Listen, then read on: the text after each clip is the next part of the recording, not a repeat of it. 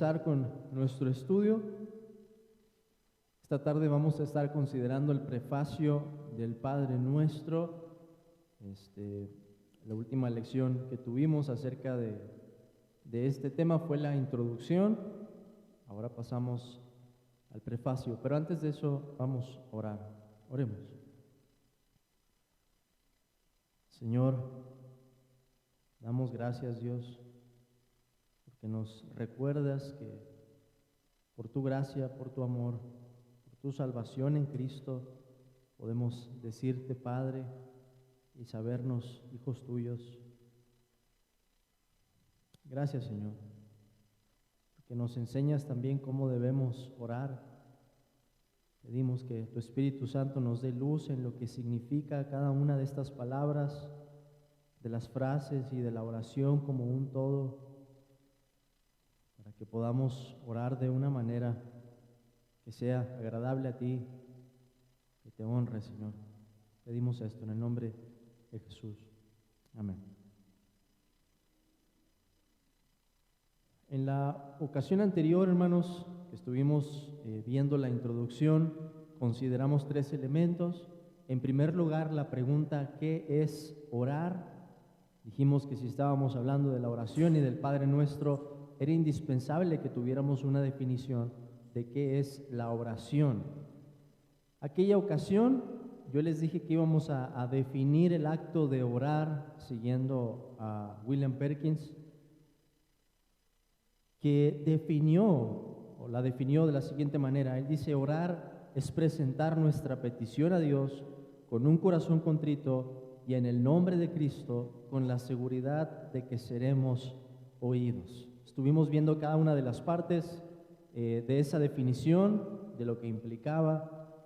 Y en segundo lugar, consideramos que el Padre Nuestro funciona de dos maneras. Es revelación, porque nos dice algo de Dios y nos dice algo de nosotros, pero el Padre Nuestro también es un modelo que el Señor Jesús espera que nosotros sigamos como discípulos para aprender a orar. En tercer lugar, vimos la estructura del Padre Nuestro, que consiste en un prefacio, 6 peticiones y una conclusión. Y eso nos lleva a lo que vamos a ver en esta tarde, que es el prefacio. El prefacio nos dice: Padre nuestro que estás en los cielos. Así que en primer lugar me gustaría que pensemos en cuál es el significado de esas palabras. Vamos a tratar de detenernos, de pensar en la teología de lo que nos está diciendo cada palabra. Y después vamos a ver en segundo lugar cómo se aplica lo que aprendemos en el Padre Nuestro, tanto que es una revelación, hemos visto, como que también es un modelo de oración. Cómo nos apropiamos, qué tiene que decir a un nivel práctico para nuestra vida y para nuestra oración. Así que, en primer lugar, hermanos, tenemos que pensar en la palabra que es el encabezado de esta oración, y es la palabra Padre. Padre. Cuando decimos Padre, nos estamos refiriendo a Dios. Y esto es especial, hermanos, porque en el Antiguo Testamento, aunque se utilizan muchos nombres para hablar de Dios, el nombre Padre se utiliza de una manera escasa. Son pocas referencias en el Antiguo Testamento las que hablan de Dios como Padre, y están limitadas a la creación. Por ejemplo, no es un mismo Padre el que nos creó. Israel no nos hizo un mismo Dios. O están limitadas a Israel, como cuando el Señor le dice a Faraón: ya te dije que dejes ir a mi hijo, a mi primogénito. Entonces, aunque ya se utiliza el nombre de Padre en el Antiguo Testamento para referirse a Dios, la luz con la que consideramos el nombre Padre en el Nuevo Testamento es distinta, es mucho mayor, tiene otros matices, vemos ángulos diferentes, con una mayor revelación de lo que significa la gracia de Dios. Es cierto que nos podemos referir a Dios como Padre en el sentido en que Dios nos ha hecho a todos nosotros. Si van a Hechos 17:28, por ejemplo, se van a encontrar, voy a apuntar aquí, Padre. Hechos 17:28 se van a encontrar con que el apóstol Pablo dice que somos linaje de Dios, porque linaje suyo somos. ¿Y qué significa eso? Que en un sentido, hermanos, todos los seres humanos, por haber sido creados por Dios, somos sus hijos. En un sentido, en el sentido de haber sido creados por Él, en el sentido en que debemos a Él nuestro origen. Pero no es a eso a lo que nos referimos en esta oración. No nos estamos refiriendo a Dios solamente como nuestro creador. Al comenzar esta oración estamos diciendo algo diferente, y es que nos estamos refiriendo a Padre como un nombre que atribuimos a Dios en virtud de una adopción. Hay una adopción de por medio. Vayamos por favor a Juan capítulo 1. Juan 1:12. Juan 1:12 que nos dice: mas a todos los que le recibieron, a los que creen en su nombre, les dio potestad de ser hechos hijos de Dios, los cuales no son engendrados de sangre, ni de voluntad de carne, ni de voluntad de varón, sino de Dios. ¿Qué es esto? Es la doctrina de la adopción. En el momento en que llegamos a creer en nuestro Señor Jesucristo, llegamos a ser hijos de Dios. Dios nos da un nuevo nacimiento, eso es lo que está de por medio, para que podamos ser llamados o recibir este nuevo nombre, una nueva identidad. Ya no solamente criaturas, no solo creación de Dios, sino hijos de Dios. Esa doctrina de la adopción es una de las doctrinas más consoladoras en todo el Nuevo Testamento.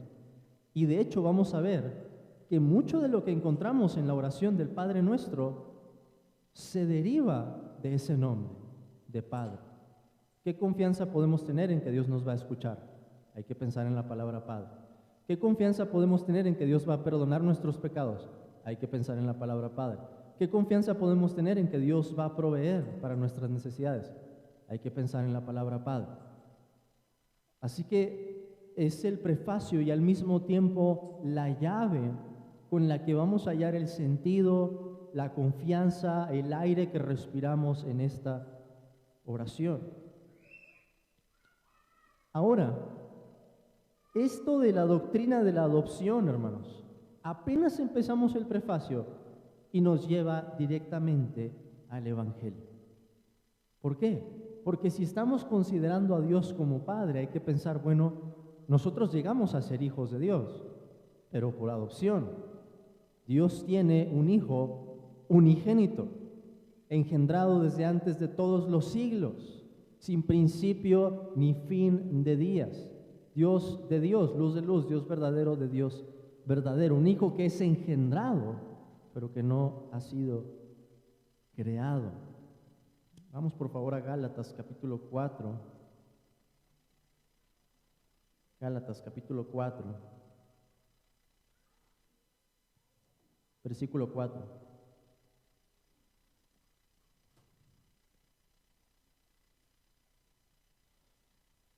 Que nos dice: pero cuando vino el cumplimiento del tiempo, Dios envió a su Hijo, nacido de mujer y nacido bajo la ley, para que redimiese a los que estaban bajo la ley, a fin, importante aquí, a fin de que recibiésemos la adopción de hijos. ¿Qué tenía que pasar para que nosotros recibiéramos la adopción de hijos?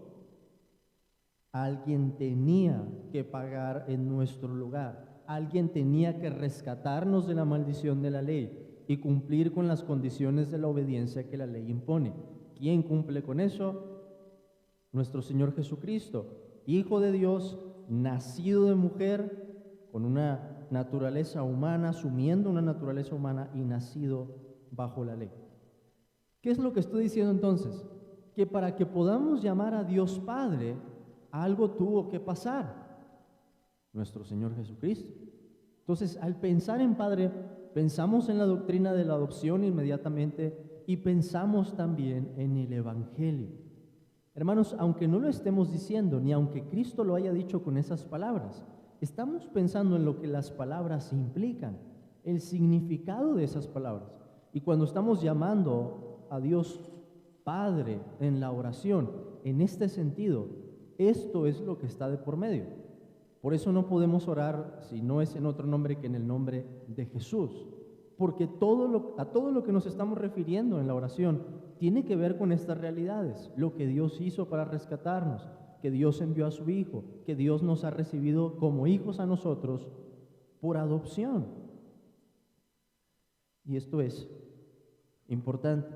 Somos llevados al Evangelio desde la primera palabra que decimos en esta oración. Yo les decía, la palabra Padre fue revelada parcialmente en el Antiguo Testamento, pero en el Nuevo Testamento es revelada plenamente. Vean cómo lo dijo Cristo en el Evangelio según Juan, capítulo 20, versículo 17. Juan 20, 17.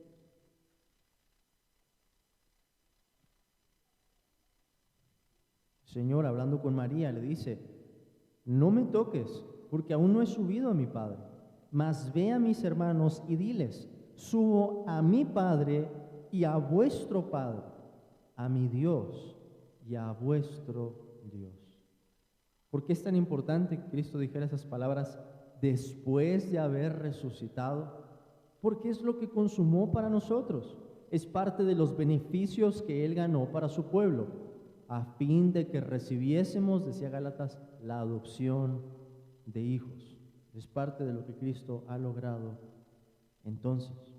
Así que con esa confianza no solamente decimos en esta oración, Padre, ¿qué decimos? Padre nuestro. Voy a poner aquí solo dos palabras para resumir esto: adopción, creo que lo podemos decir así, y evangelio.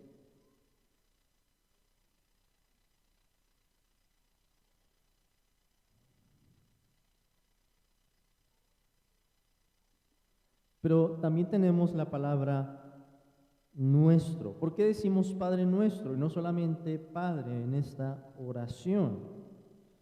Con este pronombre posesivo hay que pensar en dos cosas. En primer lugar, esta oración asume que participamos del corazón, de la promesa del pacto. ¿Cuál es la promesa del pacto? Yo seré vuestro Dios y vosotros seréis mi pueblo. Es lo que Jesús está diciendo en Juan capítulo 20, después de haber resucitado. Que esa realidad de la que nos hablaba el pacto, desde el antiguo pacto, en la que Dios prometía ser nuestro Dios y nosotros su pueblo, es algo que Él había logrado. Al decir nuestro, entonces, estamos diciendo que participamos de esa realidad, que es una verdad también en nosotros, y que por lo tanto mantenemos una relación viva con Dios por medio de la fe. Lo decimos de una manera afectuosa, reverente, pero afectuosa: Padre nuestro. Al apropiarnos de sus promesas, confesamos a Dios como nuestra porción, nuestra herencia, nuestro todo. Pero la palabra nuestro, en segundo lugar, también denota la conciencia de que todos los creyentes, y no solamente yo o tú o ustedes, participamos de esta realidad. La oración puede haber dicho mi Padre o Padre mío, pero la oración dice Padre nuestro.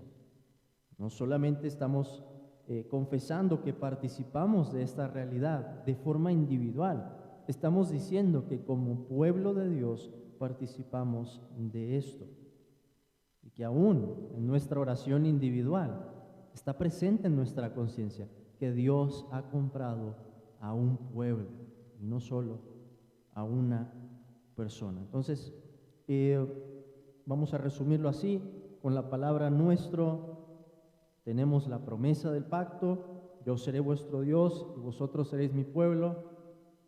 Promesa y pueblo.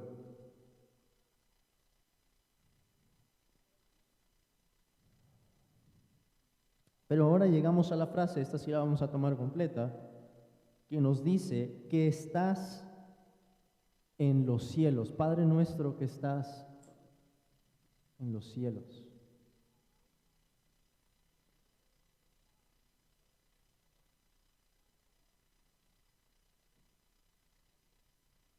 ¿Qué es lo que significa esta frase? Primero noten que la palabra cielos está en plural, no en singular. ¿A qué se debe esto? Los judíos dividían el cielo en tres partes, era parte de su cosmología, su manera de entender el universo.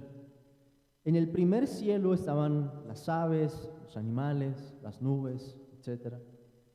En el segundo cielo, en un segundo nivel, estaban los astros, las estrellas, el sol, la luna.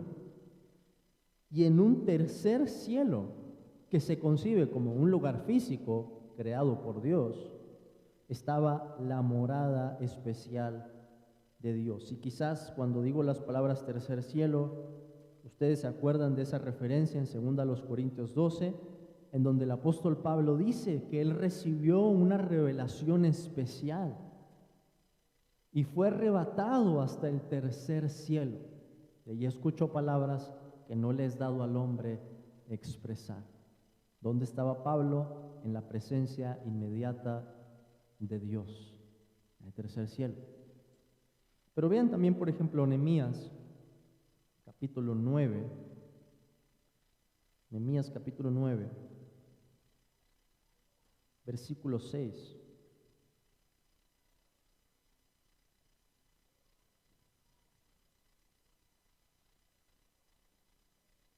Una parte de la oración de Nehemías, él hace una alabanza y dice, Nehemías 9:6, tú solo eres Jehová, tú hiciste los cielos y los cielos de los cielos, que es en parte de lo que estamos hablando aquí, con todo su ejército, la tierra y todo lo que está en ella, los mares y todo lo que hay en ellos, y tú vivificas todas estas cosas, y los ejércitos de los cielos te adoran.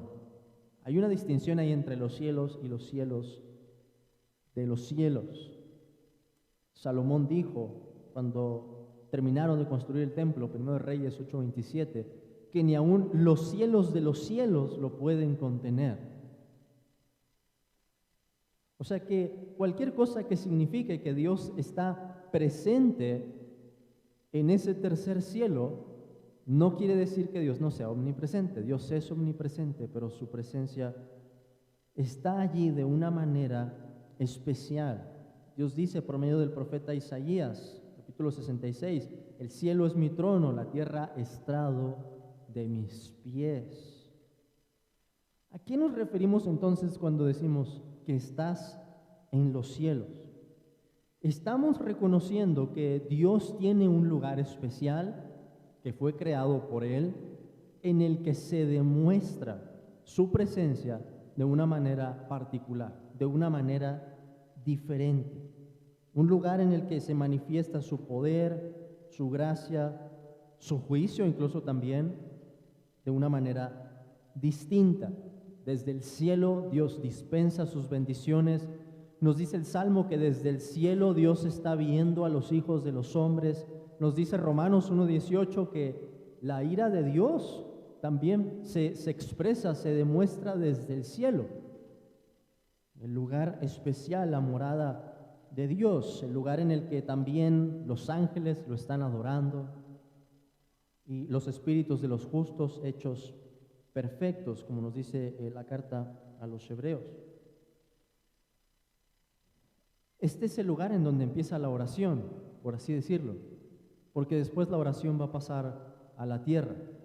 ¿Qué pasa en los cielos? En los cielos se hace la voluntad de Dios, y en la oración decimos que queremos que se haga la voluntad, así como se hace en los cielos, en esa morada especial de Dios, que así se haga en la tierra. La oración, por así decirlo, comienza desde el cielo, considerando quién es Dios, cuál es su propósito, y después pasando a la tierra, hablando de nosotros, las criaturas, nuestras necesidades, etc.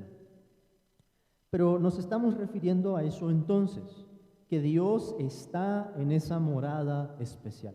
está presente allí de una manera particular. Ahora, ¿qué aplicaciones podemos tomar de este prefacio? Padre nuestro que estás en los cielos. Aquí me voy a detener un poquito más, porque hay muchas cosas que podemos aprender de esto. ¿Cómo llevamos esto a la aplicación? Piensen en la combinación de esas palabras. Padre nuestro, que estás en los cielos. La combinación nos dice que debemos reconocer un doble aspecto de Dios en nuestra oración. Que Dios, hermanos, es nuestro Dios de cerca, pero también nuestro Dios desde muy lejos. Que hay un sentido en el que nos acercamos a Él de una manera especial, con esa intimidad, con esa confianza, en que sentimos su presencia. Pero hay otro aspecto que debemos considerar y decir, pero al mismo tiempo, Él es el alto y sublime. Él está exaltado por encima de todo. En otras palabras, o palabras teológicas, inmanencia y trascendencia. Dios está cerca, pero también, en otro sentido, está lejos. Como lo dice el profeta Jeremías en el capítulo 23 de su libro, Jeremías 23. Jeremías 23. El Señor dijo: ¿soy yo Dios de cerca solamente, dice Jehová, y no Dios desde muy lejos? ¿Se ocultará alguno, dice Jehová, en escondrijos que yo no lo vea? ¿No lleno yo, dice Jehová, el cielo y la tierra? Es una combinación paradójica. Estamos diciendo Padre nuestro y nos imaginamos, cuando pensamos en la idea Padre, pensamos en cercanía, en intimidad. Pero al mismo tiempo estamos diciendo, y Señor, tú lo llenas todo y habitas en tu morada especial. ¿Qué nos dice además de eso? Voy a poner aquí Dios de cerca y Dios desde muy lejos, como el profeta. Dios de cerca y de lejos. ¿Qué nos dice eso además? Ese doble aspecto, hermanos, nos lleva a pensar cuál debería ser nuestra actitud en la oración. ¿A qué correspondería o qué actitud correspondería a pensar que Dios está cerca? Bueno, estamos considerando sus grandes misericordias, que Él ha querido condescender con nosotros para que podamos decirle, Padre, que Él está cerca. Y por tanto hay una confianza, un deseo de acercarnos. La paternidad en la tierra, hermanos, es simplemente una sombra de la paternidad que vemos expresada en Dios. ¿Qué nos dice la paternidad en la tierra? No hablo de la experiencia de cada uno, sino de la idea de paternidad. Que el Padre es una persona a la que nos podemos acercar, que podemos abrazar, con la que podemos hablar, etc. Y esas ideas están implicadas, por supuesto, de una manera mucho más sublime cuando estamos hablando de que Dios es nuestro Padre. Este nombre refleja intimidad. Pero al mismo tiempo que lo hacemos con confianza y con seguridad, al considerar esta otra frase, que estás en los cielos, que nos dice eso, que nuestra actitud debe ser reverente. Y que esas dos cosas no se contradicen. Que la confianza con la cual podemos acercarnos en amor a Dios no se contradice con el temor a su majestad terrible. Que las dos cosas son verdad en Dios. Él es nuestro Padre ahora para los que estamos en Cristo, pero Él también sigue siendo el exaltado, el sublime, el Dios que es invisible, el Rey de los siglos, el que es inmortal, el que ningún ojo ha visto ni puede ver jamás. Sigue siendo el mismo. Entonces, ese doble aspecto nos lleva a esta doble actitud. Vamos a resumirlo como confianza y temor. Y para los que son cristianos saben que esas cosas no se contradicen en nuestra actitud para con Dios.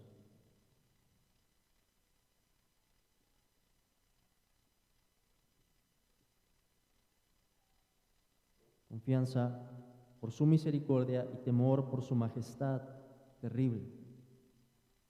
Además aprendemos, en tercer lugar, por la forma en que comienza esta oración, que nuestras oraciones deben comenzar con pensamientos y palabras que reconocen quién es nuestro Dios. Ojo, hermanos, o paréntesis, eso no significa que al momento en que estemos orando vamos a hacer una letanía de 5 minutos hablando de los diferentes nombres de Dios y los diferentes aspectos que podemos considerar de la deidad. No es eso lo que significa. El punto es pensamientos que empiezan en el corazón, que se reflejan en ciertas palabras, que demuestran la intimidad, que demuestran la cercanía, que demuestran el temor y que se pueden utilizar, hermanos, según la necesidad. ¿A qué me refiero con eso? Si estamos orando por algo en especial, podemos hacer uso de nombres que conocemos de Dios en relación a esa situación. Por ejemplo, estamos pasando por un momento de prueba, de tribulación. Señor, tú eres nuestro amparo y fortaleza, nuestro pronto auxilio en la tribulación. Nos sentimos perseguidos, decimos, Señor, tú eres nuestro escudo, Salmo 18, fortaleza mía, castillo mío, mi libertador. Y así sucesivamente, hermanos, dependiendo de la situación. Pero el principio es que comenzamos con pensamientos y palabras que reconocen quién es nuestro Dios. Voy a resumirlo como reconocer quién es Dios.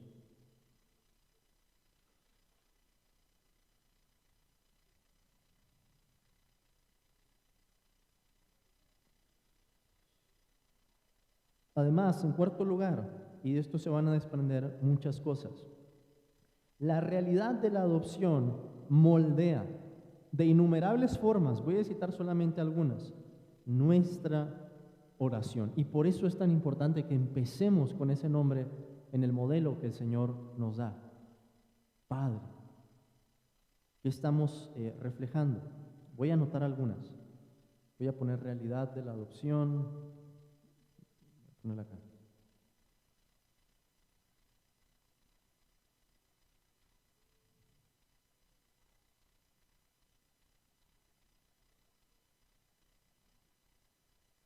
Y vamos a anotar ahí. En primer lugar, hay una confianza. Y es una confianza que debemos definir como confianza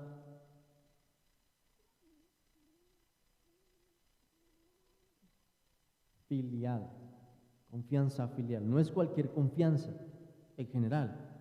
Es la confianza que tiene un hijo de acercarse al Padre. Entonces, vamos a ver cómo se relaciona eso. Padre nuestro con todo lo que tenemos en la oración. La definición que habíamos visto de la oración incluía que al momento de orar debe existir una seguridad de que vamos a ser oídos. ¿De dónde viene esa seguridad? Del nombre Padre. Entonces, seguridad de que seremos oídos.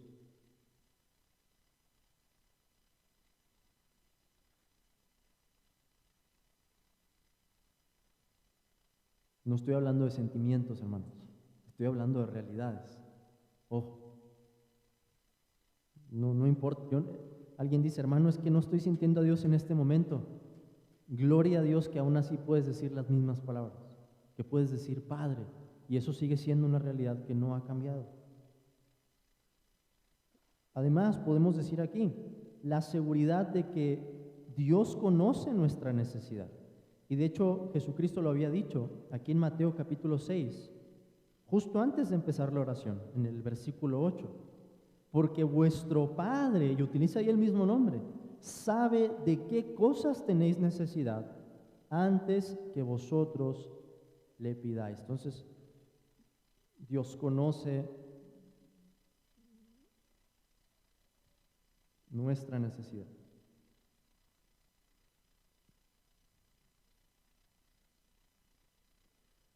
Hermano, es que no sé cómo orar, qué pedir en oración en este momento. Pues gracias a Dios que Cristo dejó esas palabras, porque nos dice que el Padre sí sabe cuál es nuestra necesidad y podemos apelar a eso.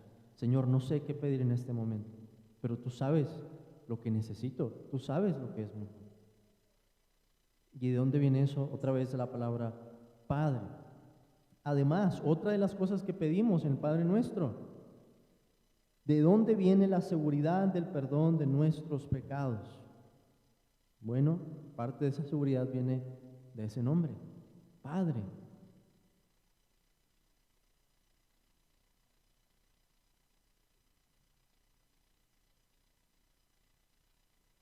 ¿Qué confianza podemos hallar como hijos de Dios en que después de caer en un pecado tan tonto como nos suele pasar a menudo, ¿qué vamos a hacer, hermanos?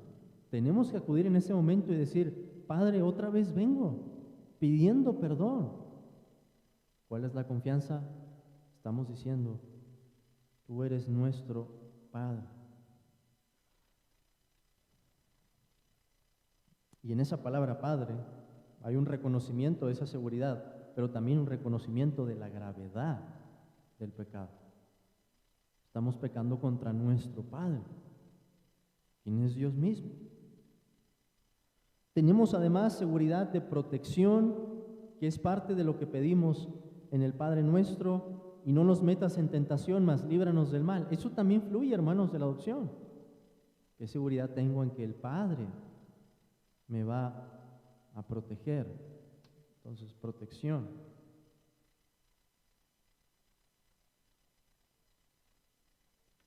Y esta no es una idea del Padre Nuestro como tal, pero sí de la palabra Padre. Tenemos seguridad de que vamos a recibir disciplina. Y eso es algo bueno, porque Dios azota a todo el que recibe por hijo. Y la Escritura dice que el que no recibe disciplina es bastardo, no es un hijo legítimo. Es alguien que se piensa ser un hijo, quizás, pero no es un hijo. Hay confianza también en que como hijos vamos a recibir disciplina cuando sea necesario.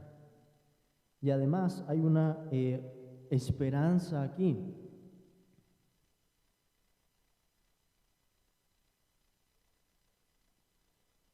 Una esperanza que está relacionada con la herencia que vamos a recibir. ¿Por qué?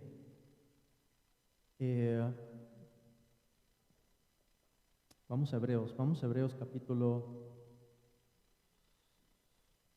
2. Hebreos capítulo 2, versículo 11.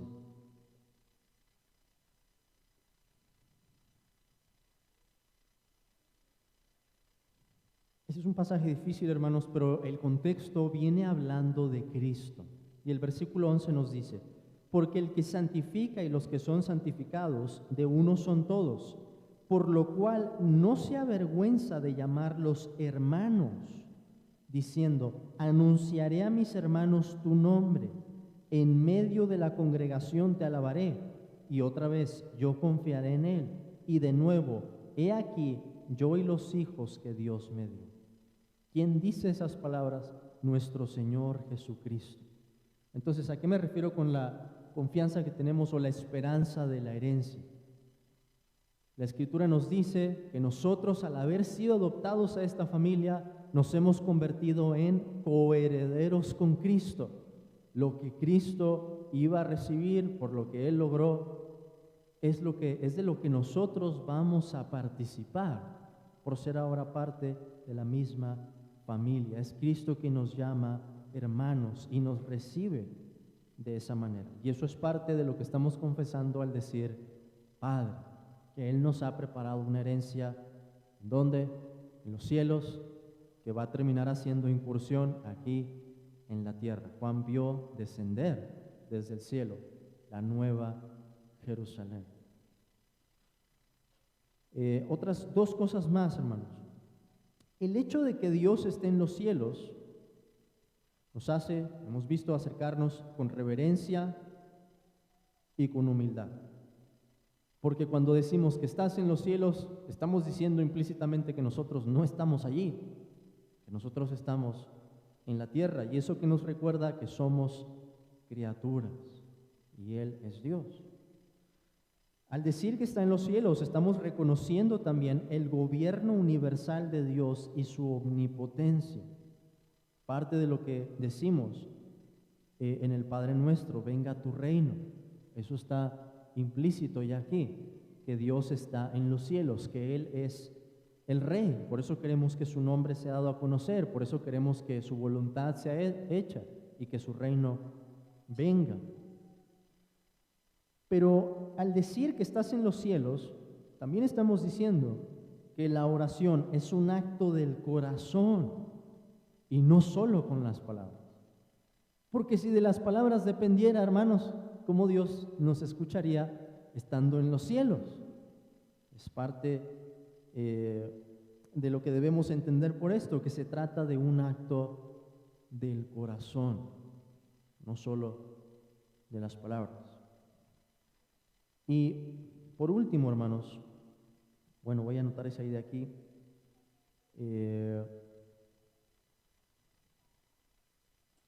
Voy a poner humildad,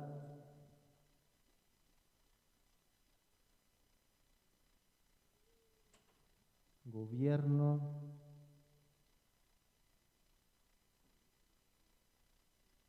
corazón.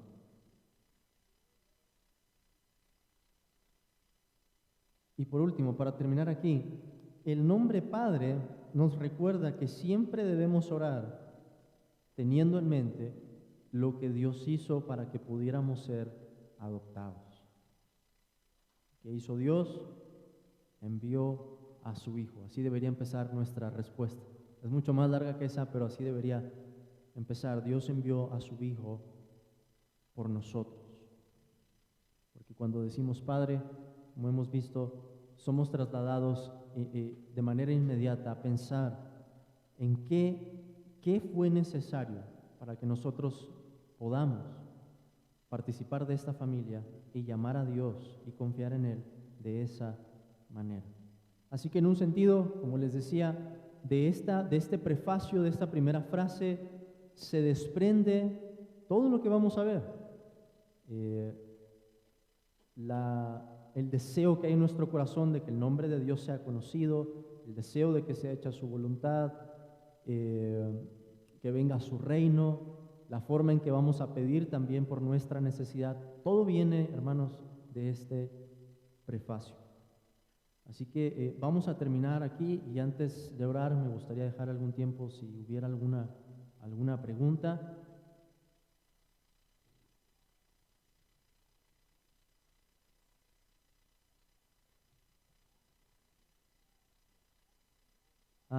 Hermanos, tenemos un libro aquí del Padre Nuestro, del puritano Thomas Watson.